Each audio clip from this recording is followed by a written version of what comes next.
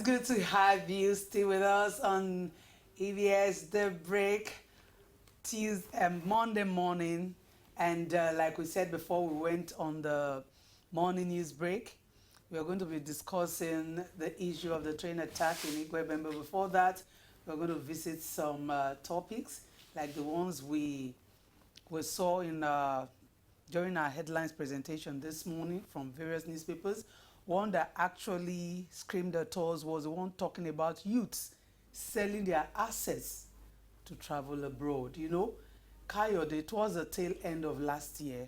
Before then, we had this issue of doctors, medical workers traveling abroad in droves, in their large numbers, to see greener pastures in Australia, in other countries.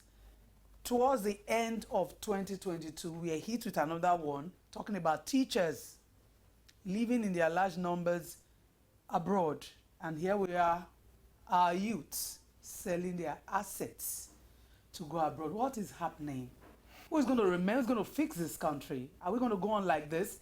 I can't wrap my head around this. It's really, it kills one's enthusiasm. It makes you begin to wonder if actually the leaders are not they are not really seeing what is happening, or they don't understand. How can people be just leaving Nigeria like that? Kayode, what is happening? Well, it's quite unfortunate because there's no way you can look at exiting from this country as an alternative to fix the broken walls. There are no nations on earth that doesn't have their challenges, and Nigeria cannot be the worst. But the only attitude of government migration policies not being able to restrict the number of, people that are, leaving the country is the issue. How come there is so much max exodus of people? I think it's like a nation endangered, because technically, before you know, the country will be, the human resources will be drained. Now, anytime we have an exodus like this, means there's a vacuum in the system. Who will rebuild the broken walls? Now, no matter how you look at it, we know that government on its part is failing in making so many things work in the country. There's a breakdown in the system, and people are not too comfortable. There are so many testimonies from parents. One said that the very first month or second month that the daughter hesitated to go work in Europe or somewhere abroad, after about 1 year, the daughter was able to start to send money and be fixing a home or helping the family. That's true. But that is not the best way to actually address a nation's problem. So we should also feel that there should be regulatory policies, maybe from the immigration department. How do these people get passports to go? Now, the leaders of this country doesn't seem to be too, taking this issue of mass exodus of Nigerians, out of the country seriously. Because if it touches them with all the publications, with all the publicities, with all the stigmatization of Nigerians abroad, with all the sufferings, it's not all that glitter that is gold. Look at what our people suffered when they exited, when the Ukrainian crisis started, when the Ukrainian and Russian crisis started. So we are saying that if the federal government, the principal officers that are concerned with issuing passports and controlling the exit points will be able to come in and let it be a concern to them that Nigerians are living. Is it not? These are pointers to a failure in the system. Kayode, I think I quite agree with you about the passport things, the policies, immigration. But beyond that, before you get to that, let's look at the issue, the cause problem.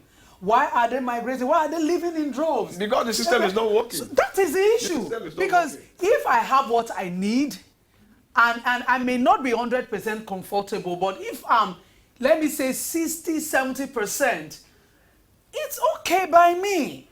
But when things are not in their right perspectives, the people are suffering, is like no job, nothing to hold on to, and you're telling me to remain, you're telling them to remain, immigration shouldn't, they should have policies, this, that. That is not the issue. There is a problem. Let's go to the root cause of that problem.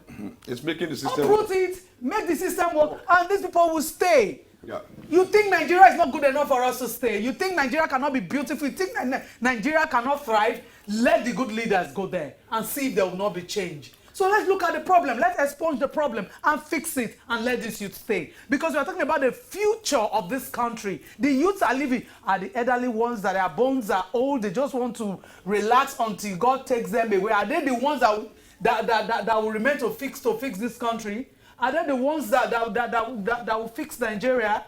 If the young ones are living in droves, what are we leaving the country for? So the leaders should sit up, do the needful. Do the needful, please, so that these people can stay. That is why the issue of this PVC is germane. Kayode. Well, that's it. Nobody runs away from a problem to fix it. How do you preach this gospel? How do you start preaching it today? These walls have been broken. What we are passing through today, the Marxism of youth started those days in the days of Andrew. Andrew says he wants to check out of the country. So this country has persistently faced decadence, hopelessness, non-readiness of people who have craved to change the country, not doing the right things.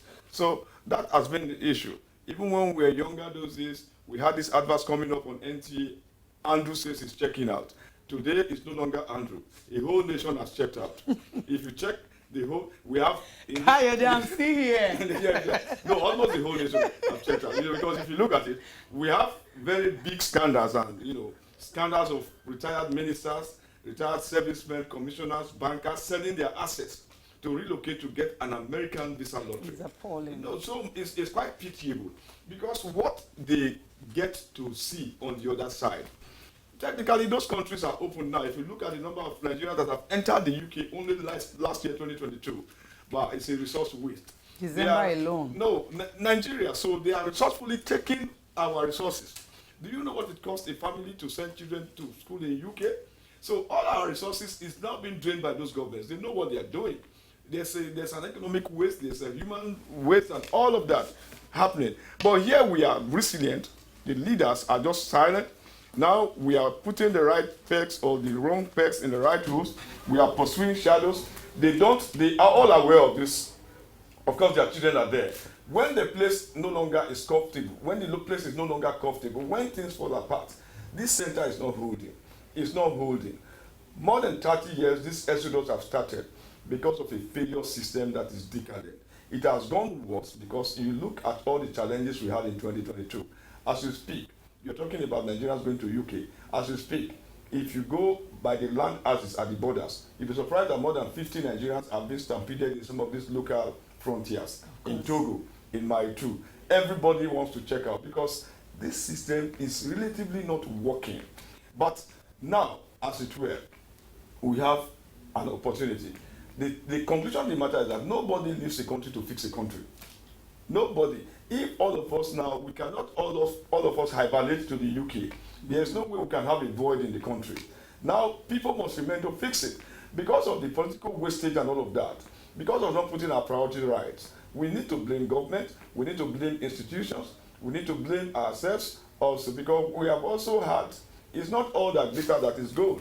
We have also had parents and families that have sold all they have to get to Europe and America and Canada visa lottery to be frustrated.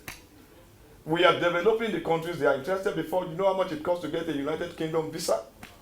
You know how much it costs to get a Canadian resettlement? People are paying volumes of money stolen from the system.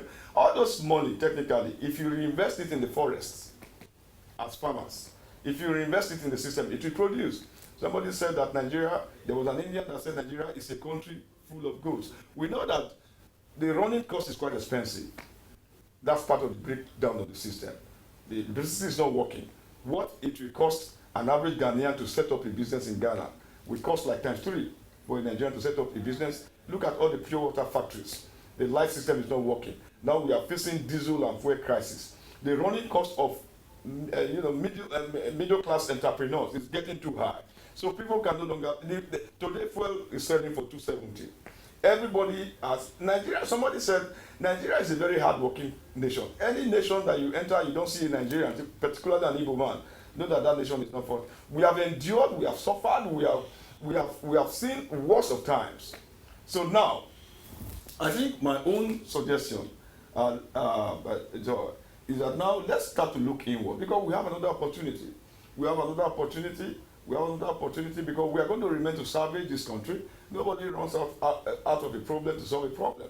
Anytime you sell your property or your parents' property or your land to travel abroad, technically it's wastage. Technically it's wastage. No matter how you preach that gospel, you are going to enrich another. Those nations are crafty. They are smarter than us. There is nothing that your daughter brings in from Europe to help you have a roof over your head that she's not going to pay for. We have parents who are grandfathers and grandmothers in Canada, in Europe, in Spain, all of them. They have spent all their living, all their times working for those systems and developing those systems. What do they have as their gratuity? Of course, Coyote. Do you know that when most of these Nigerians abroad, they do well? Do well. Their brain is hot. The engineers, they are making us proud. The doctors, they are making us proud. This is what they can do in Nigeria and make this country get to the point where we want it to get to. So my own take is that we can't all leave this country. We must salvage it. This country must be rebuilt again. We must rebuild it. We must make it work. That is why the issue of this PVC is germane. Another opportunity is right under our nose. We must get it right this time. Please, PVC, go get it. You know, Coyote, one thing that gets me, I don't like lamentation. I don't like it. I like solution. Let's see, let's discuss, let's prefer solution than, oh, 1960, this one happened. 1974, it happened. 98, it happened. All those litany of problems, I don't like it. Not that they actually happen, but I prefer solution to problems. Now, we have a solution before us. Talking about a few weeks from now, we're going to be having a general election. Coyote, do you know there are some persons that will still tell you, I vote and no votes. What does it matter? Let them. It won't help us. There is need for people to go collect their PVCs. And if you have, don't sit at home. Don't. We must get this country working again. And one opportunity before us to make it work again now is this forthcoming election. Don't sit at home. INEC has graciously made it easier for people that want to complain about transport. They brought it to the wards, isn't it? That's it. You cannot go to your wards and collect your PVC. Go and collect. You have heaps of PVCs still remaining, and this month is going to be over. So please go and collect and make that change happen. We are tired of lamentations. The book of lamentation was written because of Nigeria. So please, Coyote, why would somebody say I will not vote and the person is complaining? Why? Or you will not go and collect your PVC. You've registered, you will not collect, and you are complaining. It's part of the tragedy that we are facing in this generation. It's like a tragedy of followership. When people are disenchanted, when people are dehydrated, tired, like always doing the wrong thing and expecting something good to happen. Because this is part of the vacuum, this is part of the dichotomy that the ruling political class have created to frustrate the populace and make the gap very deep, to make the populace the wretched of the earth, put people in a desperate position of beggarship, like a dog waiting for the master's crumbs to fall. So it doesn't just happen. It doesn't just happen. If the people, it still boils down to leadership. We have a lot of decay, systems that are not working. The engineers, the teachers, how can you, of course, everybody have a lifespan to live, even if you are living 100 years and you spend the first 67 years in penury, in poverty, in lamentation, in suffering, of course your lifespan will be reduced. Number one, if you look at it, why do those people leave the country? Why are our children and our youth leaving? It's hunger, desperation. They crave to have a better life, which this political class, our political oligarchs or oligarchs, they have created a vacuum, and most of us don't seem to be aware that this thing needs to change. And because democracy is a difficult issue, it's a difficult system, there's no way democracy is very easy. People have to pay the price. People have to sacrifice. People have to hold the bull by the horns. We have remained in this country so that we preach this gospel of change, so that we preach this gospel of productivity, so that we preach this gospel of taking the bull by the horn, because power still belongs to the people. Yeah. What happened in Tanzania? a country, let's just suppose Nigeria with a country like Ghana, for instance. The economy of Ghana by Akufo-Addo might not be relatively, so good or rosy, but it is quite disappointing that what it will cost an average Ghanaian to set up a business, say $10,000, to set up a business as a middle class entrepreneur, will cost a Nigerian almost times 3. Where did we get it wrong? And the people don't seem to be aware. The government have left what they are supposed to fix and they are pursuing shadows. So this vacuums, all of this, if now because we are passing through a very volatile system at times, when they say that he that is down, may fear no fall. They have brought everybody to their beggarly knees, and everybody is being faced by this tragedy of hunger and misrule. So why not let's recline? Let's bring our strong reasons before God. Let's get our voters card. Because while many nations are interested in how to change the status quo of their country, we are interested in publishing wrong stories about our country. We are interested in negative. This is a country that is not productive. We are investing. It is shameful that at a point we are importing fuel from Niger Republic. What do they have in Niger? What do they have in Niger? They technically killed the refinery. When the government came into this present administration came in, we said, okay, the president now co-opted his head of state ship with the petroleum industry. Today, 8 years is gone. No refinery is open. They are selling refinery to modular production or whatever, Dangote. They are reprivatizing refineries. All the resources that the political class is wasting. Any problem can be solved. What did Magufuli do in Tanzania? Educational institutions. What any country might be solved. There's no problem that can be solved if the chief executive is interested. There's a way. Men are perished because of lack of knowledge. They are facing religious crisis and trying to Islamize the country, and now they have projected attacks everywhere because of the seed of attack they sowed to come into power. If you sow a grain, it will produce a whole tree. So the trauma that we are facing now can only be fought democratically. It's difficult. Changes are difficult to come. But people must hold the bull by the horn. Now, how do we do it? The PVC is already being taken to the world level. Whether good or bad, this apathy of voters, if I vote and not vote, is a strategy of the political class to keep people out of their rights. Because the change that we crave for, we only believe God that because of the present, the contemporary suffering of the people, that God will help us as a nation. Let's collect our PVC. Let us be more proactive. Let's believe for once that our vote will count. Because why people, now how can you talk about going to collect your PVC? People are struggling with a square meal or 2 square meal. Some people have gone to the world level, they say they didn't see any INEC officer. People are discouraged. Now because they are poor. When you are too poor, you don't think straight. You make an attempt once, you say, I'm not going to go again. And so there are strategies by the political oligarchs or hooligans. There was a manifestation, or there was, a flag of campaign in Uniben and some other parts of the country where the money bags come, giving 5,000, 10,000, 20,000, and people were just craving. They were taking the money. And the people will say, I will take the money and not vote. And we have another school of thought that says that some of these money bags are still ready to hijack the system. They said some people are even ready to give up to 50,000 naira to buy your PVC. And people are saying, teachers are going. There are teachers in this state, in this country, that are earning 15,000. Last week, somebody told me that one of our younger sisters that has a master's degree is being paid 15,000 naira only. It's very discouraging. Now you buy gas for 700 or 800 naira, you buy fuel now, pump price, some are selling. There's no regulatory body. We have now come to accept hardship and normalcy. Nobody seems to be reacting.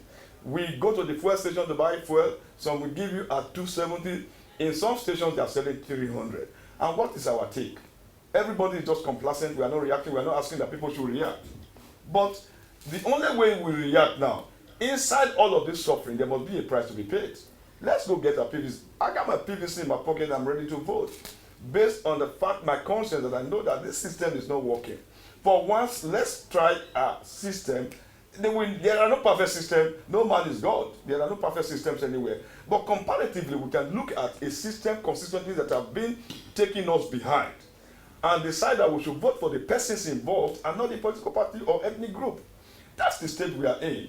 Joy, I think the PVC issue is most relevant to drive our people, because in this part of the country we have voters apathy. Yes. The people in the north, they seem to be more politically enlightened. They vote more than us. They know what it is in power. They vote, they understand themselves more than we do. Here we complain. We know that we have suffered so much. There's nowhere people don't suffer, even in the United States of America.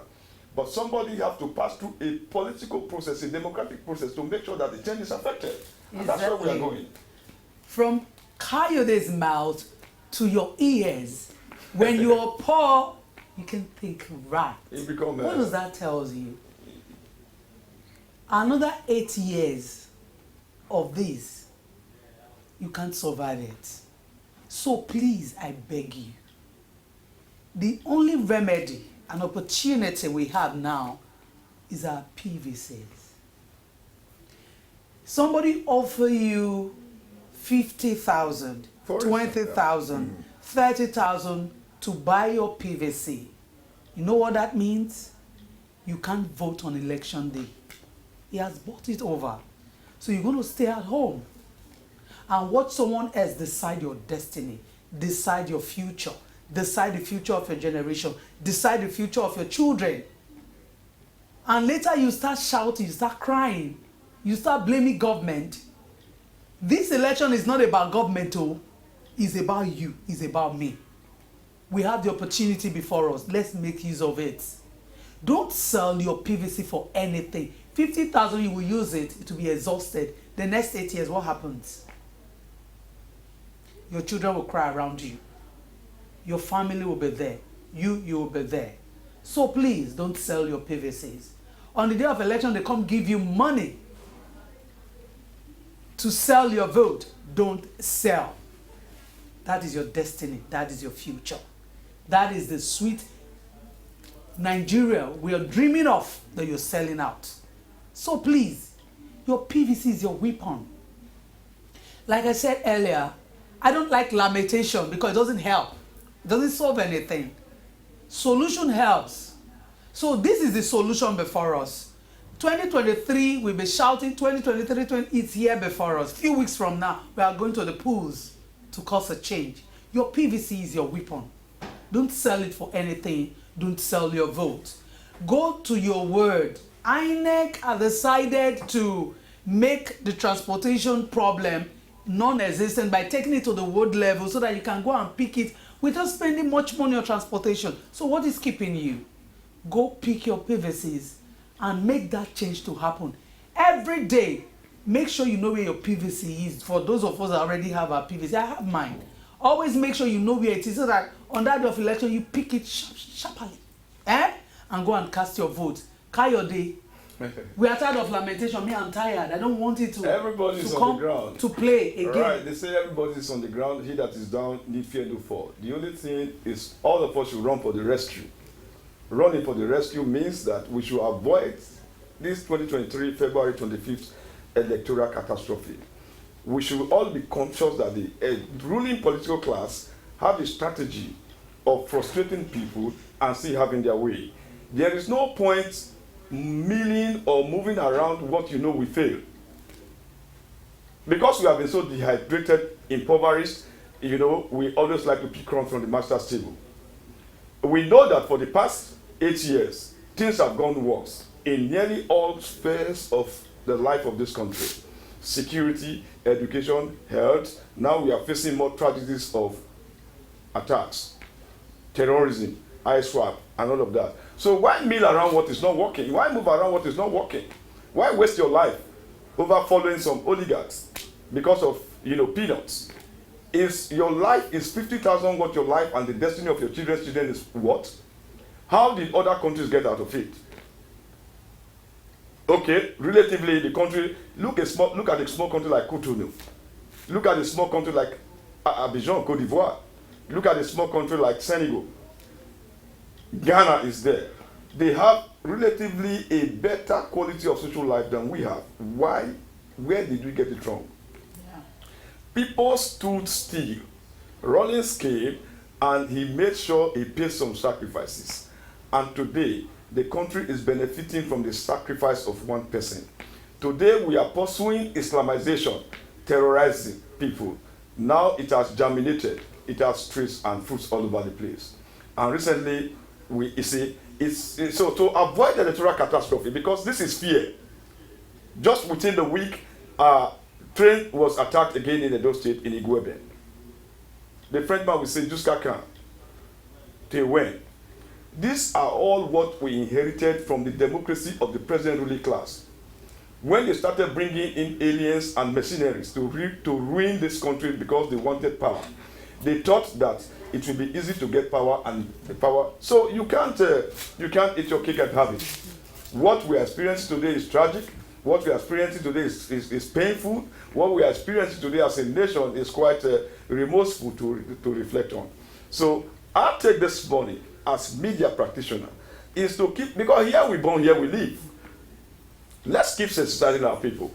We are the people to change the rhythm, and we are the people that will change the rhythm of the narrative. Let's get our PVCs and vote our conscience. At least you'll be satisfied that you did your own. There is nowhere in the world they don't share money, they don't, lobby to get the opposition vote for you. But let us not because of hunger and deprivation. Let us not because of, ineptitude and, mediocrity and poverty. I start getting your PVCs, which is germane anyway. I was somewhere yesterday and I came across some persons, an elderly man called some youths, was telling them that don't allow yourselves to be used as tools, mercenaries to disrupt the election. Talking about snatching of ballot boxes and doing all those stuff that will negate the electoral process. And I asked myself, we just talked about youth, selling their assets. Future generation, are they satisfied with what is happening now? Why would somebody pay you to go and disrupt a process that will make my future, your future to be great, and you gladly go and do it? And I listened to that man, I was like, will they even listen to such persons, such suggestions that I'll pay you money, go snatch ballot balls, to cause confusion on that day so that we'll have our way? To me, it doesn't make sense, but I believe some persons will still do it. Because like you said, poverty will make somebody not to think well. Yeah, you become dysfunctional. A hungry man is an angry man. If, like we said, it's a strategy of the political class, no matter how we preach this gospel, impoverish the people and keep them perpetually under bondage. Yes, under servitude, and use them, in animal farm. Something like that happened. So, but now we are looking at the consciousness of the present political state of this country.